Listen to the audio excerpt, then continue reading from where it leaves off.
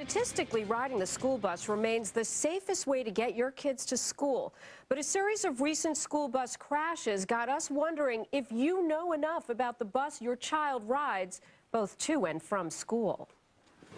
The bus just lost control. Everything just wouldn't work. Some of the kids were taken under the bus and people were screaming. A terrifying scene in Pennsylvania earlier this month. A school bus suddenly spins out of control. 3 kids aboard injured, 14 on the ground run over when the bus jumps a curb before crashing into a stone wall.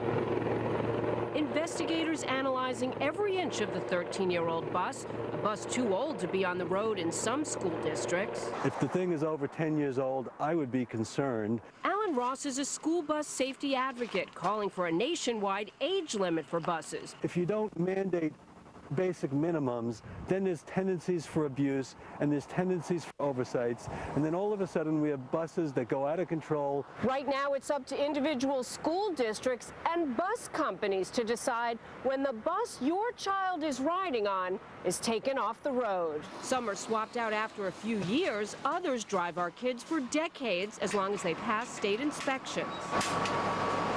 Derek Graham heads a group of state directors of pupil transportation services and is against a federally mandated bus retirement age he believes could hurt school districts financially. The replacement of those school buses is an expense that is borne either at the state or local level. There's very little federal money that goes into school transportation. His point that buses in one part of the country might show more wear and tear than others. Still, the iconic yellow school bus is considered the safest way to get our kids to and from school. But who's best equipped to keep it that way?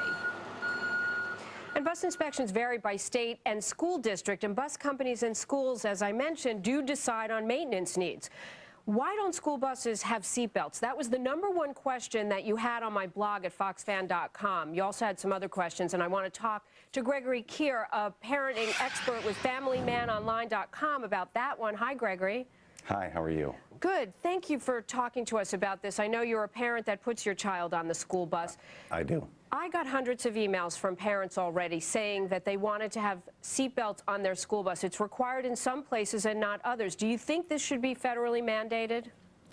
I actually do. I think it's important that we have a consistency and an oversight that, frankly, if we don't have a standard that's across the board, we could have some give in some counties, and we need to have that kind of consistency. Now, Bill Thompson is a driver in Ohio, and he wrote me and he said, how would you expect me to enforce that when I'm the busy bus driver driving the bus? Don't you want me to be watching the traffic? Should we not have another adult on the bus watching our kids? Yeah, it's a great idea. There are expense issues, and we have to debate how much safety is too much safety, and frankly there's never too much safety for our kids. We have to decide to prioritize this, and if we need to put another adult on the bus, why not? One way to save some money possibly is have a parent volunteer or a grandparent get on the bus, or at least go do a check on the bus before it gets off. Yeah, you can't really put a price on our kids' safety, as you said, but the issue is that some school districts have a bigger tax base than others, so those that don't collect enough money can't replace their bus. I got emails from around the country from people who said, well, they replaced the cop cars in my district this year, but the buses are 20-plus years old. Who should be required to decide when the buses should be off the road, Gregory?